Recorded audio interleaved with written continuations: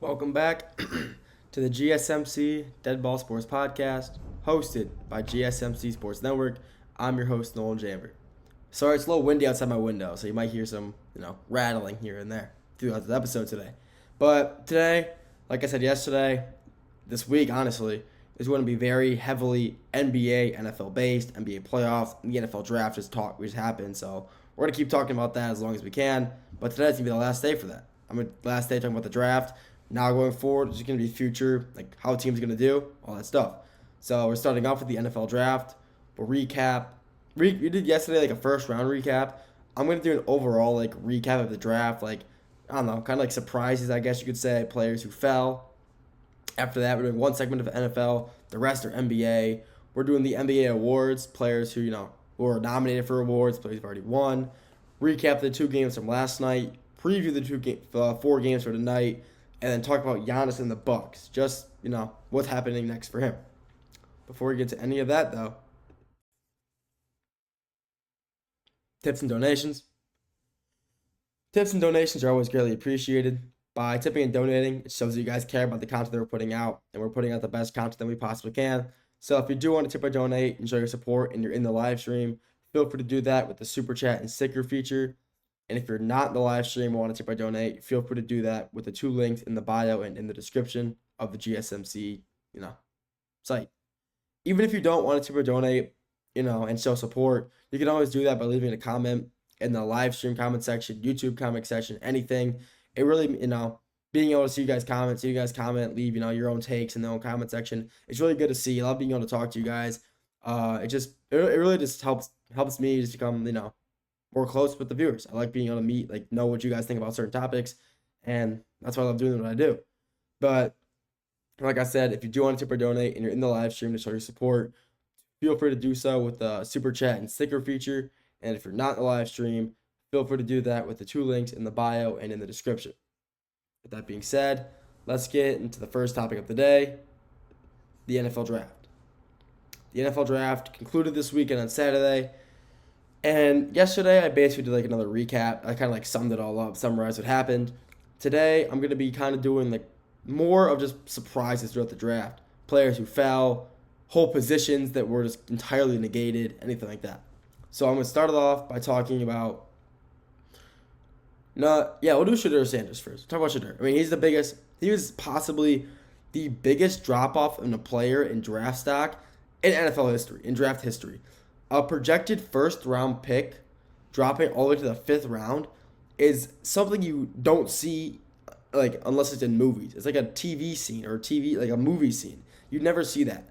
And still, nobody knows exactly why. People are speculating that it was because his interviews were so poor. People, that's a valid take for it. But one reason that I do believe he fell so far was because of the publicity that he would bring as a backup quarterback. No backup quarterback should be bringing in more publicity than their starter. And that is a reason that, teams may consider not drafting him. They don't want him to bring negative attention to the team or just, him be the main talking source of the team. If they're, let's say they're a good team, but the media is only covering him and not the team overall, why do you want to draft him? Why do you want him on your team when he's taking all the spotlight? And he fell so far, I think, a reason because of that. I think, teams didn't want that publicity. Teams didn't want him, taking up all the spotlight. And people also probably didn't want to deal with Deion Sanders because people think, he'd be really stingy. He'd be trying to get up close and personal with the organization that he's a part of, trying to, force ways to make Shedeur, like a starter, force his way into the program or whatever. And honestly, that's completely fair for why a team wouldn't want, Shedeur on their team. But it's definitely not because he didn't drop because, he's not a good football player. That's completely false. He was Big 12 Player of the Year, phenomenal player, one of the best quarterbacks, a top 3 quarterback in the draft this year. And he didn't fall because he wasn't good at football. He fell because of publicity. That's my take on it, at least. Then you got, I'll talk about this first, the quarterbacks in general. The quarterbacks in this draft, very good quarterbacks. There's very good quarterbacks in this draft. Jackson Dart, Shedeur Sanders, Kyle McCord. There's a million good. There's 11 quarterbacks, and I believe not 8 of them were taken. 7 of them were taken. And they're all good quarterbacks. But the problem is, some of the best ones fell to the 5th and 6th round, or like 4th, and you really didn't see that coming. I mean, you have obviously Cam Ward, number 1. He was obviously the number 1 quarterback in the draft, and he went number 1 to the Titans. That was kind of set in stone since the minute he finished his college football season, losing in the Pop-Tart Bowl. Set in stone, he's a Titan. The second quarterback off the board, Jackson Dart, Giants traded up, got him.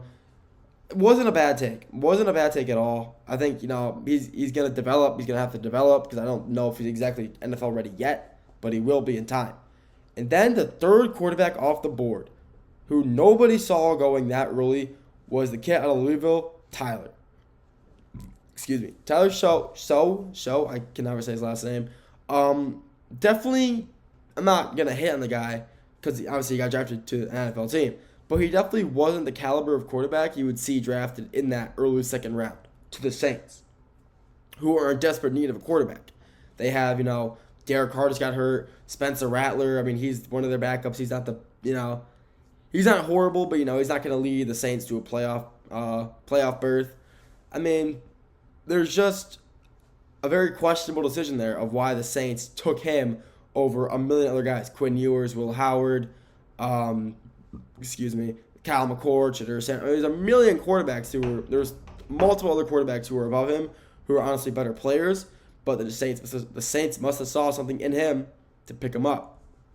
And then after that, quarterbacks were kind of just non-existent for the next round or two. The next quarterback, the most notable one, was Will Howard out of Ohio State. Got picked up by Pittsburgh.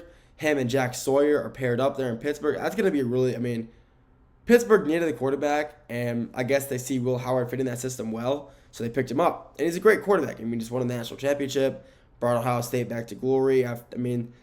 He did lose to Michigan, which, is never, when they were 21-point favorites, 21.5, and they lost, which, he played horrible that game. He did.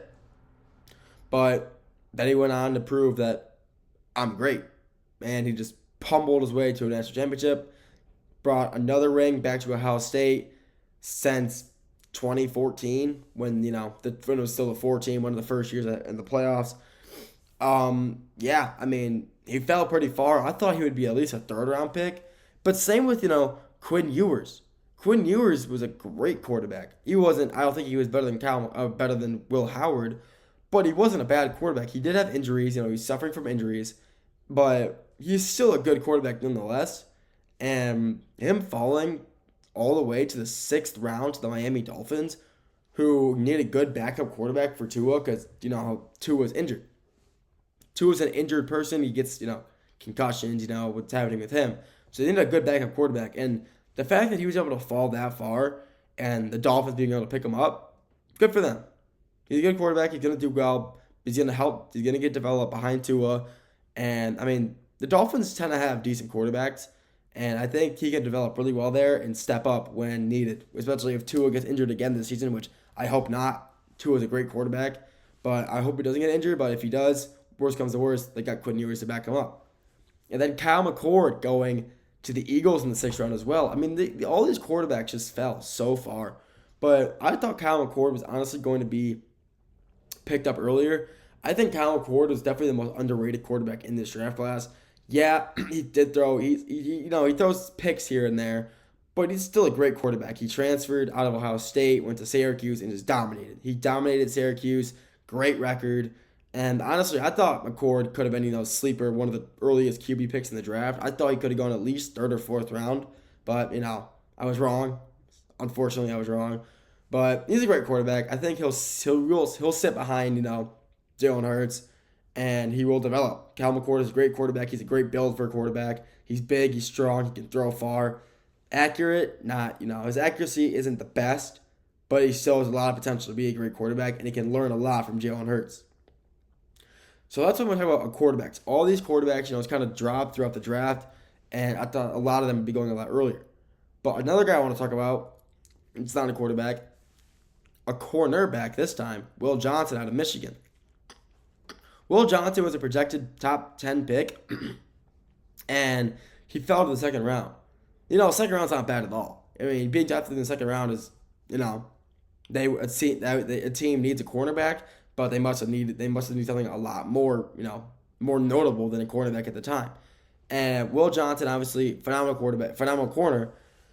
His knee is his main concern. Teams were passing on him most likely due to his knee concerns. His knee kind of was like in shambles. It's not in a good spot right now.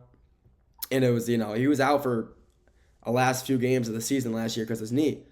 And teams are questioning his ability, if he still got it. And the Cardinals are willing to take that chance. And him paired up against his old rival at Ohio State, Marvin Harrison Jr., and that's going to be great one-on-ones at practice. Iron sharpens iron type of matchup. And that's going to be great for both of them. Going to help sharpen their... Marvin Harrison's already a phenomenal receiver, but having Will Johnson on him again in practice is going to make him even better because when their one-on-ones in the Ohio State-Michigan game were phenomenal. It was either catch or, it was either...